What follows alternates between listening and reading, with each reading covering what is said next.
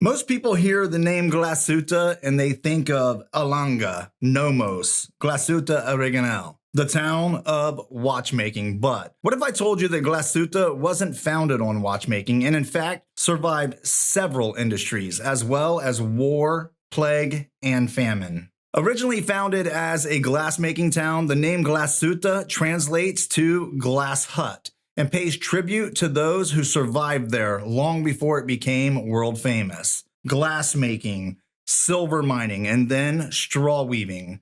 A small detail often left out, but one of importance, because it would be these straw weavers that Ferdinand Lange would recruit to become his apprentices. Not skilled metal workers, straw weavers. It would be that move that built the entire town as we know it today. Fast forward to 1878, and Mortiz Grossmann, now known as one of the founding fathers of the German watch industry, opened the German School of Watchmaking, where he trained Robert Mühle, the founder of the brand that we are talking about today. This is the Mühle-Glashütte Terrasport II, the watch we are taking a look at today while I try my best to show you why this brand is so special. Founded in 1869 under the name R. Mühle-Glashütte, the company didn't start off making watches. Instead, they started off by making the tools that the other Glashutte watchmakers used to make theirs: calipers, gauges, high-precision measuring instruments.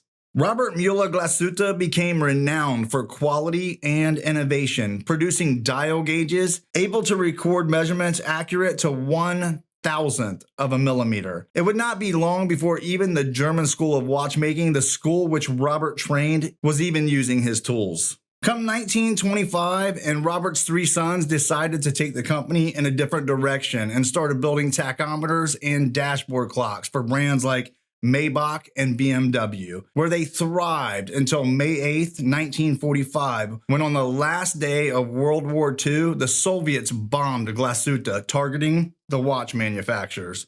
The factory was heavily damaged, and what was left was dismantled by the occupying Soviet forces.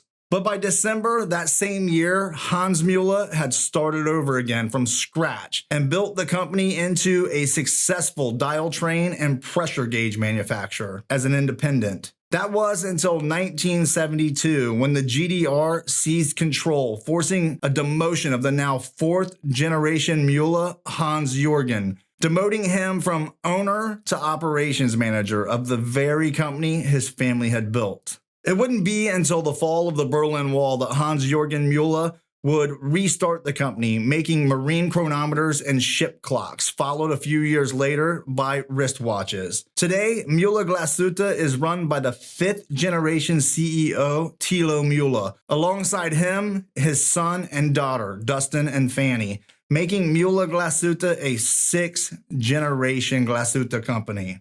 Which brings us to the Terrasport II, Mühle's pilot watch, or as the Germans would say, their Flieger, a word meaning pilot or flyer, deriving from the German word fliegen, translation to fly.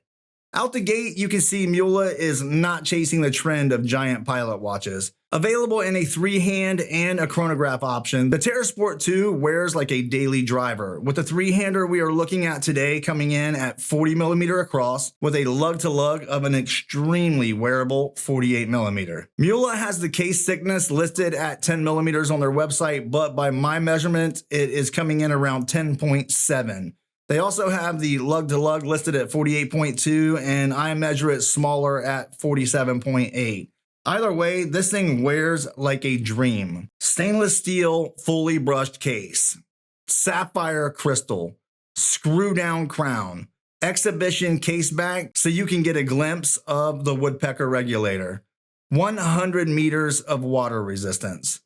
Nothing on this spec sheet is going to blow your doors off, but at the same time, every single piece of this watch seems as if it is exactly how it should be. The dial, pure Flieger DNA. White printed numerals on matte black that often appears blue due to the anti-reflective coating on the crystal. Filigree hands, Mühle's word, not mine. In fact, to be honest, I had to look it up. Filigree is a delicate lace-like style of decorative art, most often found in jewelry or metalwork. And in full disclosure, it is one of the only things that I would change if given the opportunity. I would prefer for it to have the bold alpha style hands found on traditional Fliegers.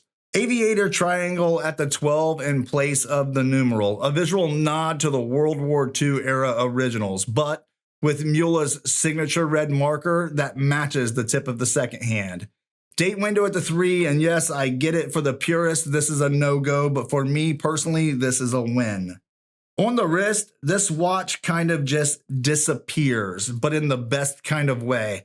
No flash, no shine, just a pure time-telling boss built with purpose in mind.